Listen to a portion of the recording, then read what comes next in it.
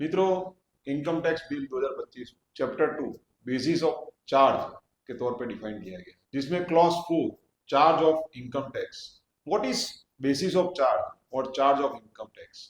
तो basically these are the fundamental principles और rules. ये नियम है जिसके बेस पे कोई भी एसएससी की इनकम पर इनकम टैक्स चार्ज किया जाता है। तो क्लॉज 4(1) एसएससी की कोई भी इनकम पे जो भी रेट्स है उस पे जो टैक्स कलेक्ट करने का है, जो भी रेट्स पे, वो इस एक्ट के प्रोविजंस के हिसाब से ही कलेक्ट किया जा सकता है। यानी कि इस एक्ट के उपरांत कोई भी और एक्ट से कोई भी रेट्स लगा के एसएससी की इनकम पे टैक्स कलेक्ट किया जा सकता नहीं है।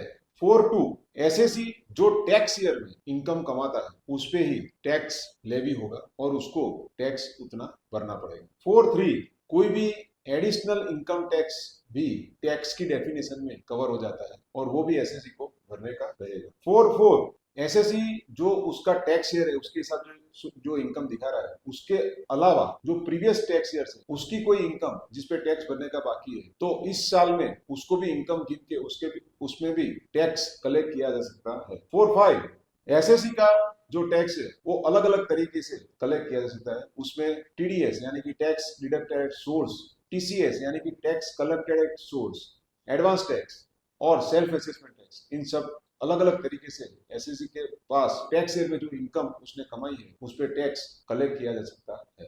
Clause 5 scope of total income कि एसएससी की कौन सी इनकम को किस हद तक उसको टैक्सेबल इनकम माना जाए।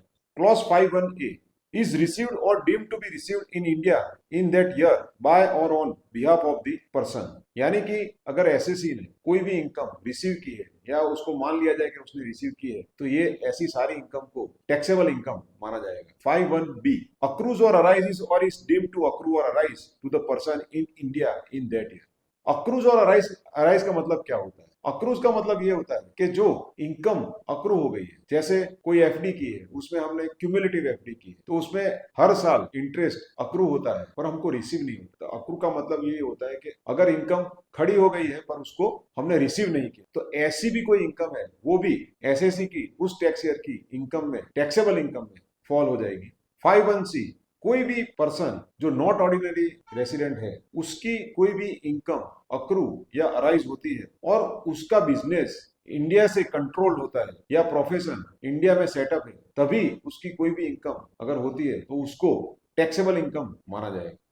5(2) कोई नॉन रेसिडेंट है तो अगर उसको कोई इनकम रिसीव होती है या डीम टू रिसीव है या अक्रू है या डीम टू अक्रू है तो उसकी कोई भी इनकम कब टैक्सेबल इनकम मानी जाएगी? तो उसके लिए in India, that is the important word. तो अगर कोई भी नॉन रेसिडेंट है उसकी कोई भी income receive, deem to receive, accrue, deem to accrue और अराइज इन इंडिया होती है तभी उसकी इनकम इंडिया में टैक्सेबल इनकम मानी जाएगी। 5(3) अगर कोई भी पर्सन को आउटसाइड इंडिया कोई इनकम होती है पर because of the accounting entry वो इनकम इंडिया की इनकम के साथ बैलेंस शीट में रिफ्लेक्ट होती है तो ऐसा नहीं माना जाएगा कि वो जो बाहर जनरेट हुई है वो इनकम इंडिया में जनरेट हुई है और उस पर टैक्स लेना चाहिए। तो वो ऐसी कोई भी इनकम है उसको टैक्सेबल इनकम नहीं माना जाएगा। 5(4) कभी भी कोई भी इनकम अक्रू और अराइज होती है तो वो उस टैक्स ईयर में इनकम के तौर पे एक बार फॉल हो गई, उसके बाद जब वो एक्चुअल में रिसीव होती है तो उस टाइम जब वो रिसीव होती है तो उसको टैक्सेबल इनकम नहीं माना जाएगा क्योंकि डबल टैक्सेशन कभी भी अलाउड नहीं होता है। जब वो इनकम अक्रू और अराइज हुई थी तब हमने उसको टैक्सेबल इनकम मान के उस टैक्स ईयर में उस पर टैक्स कलेक्ट कर लिया है तो अब जो वो इनकम एक्चुअल रिसीव होती है तो उसको इनकम के तौर पे नहीं माना जाएगा।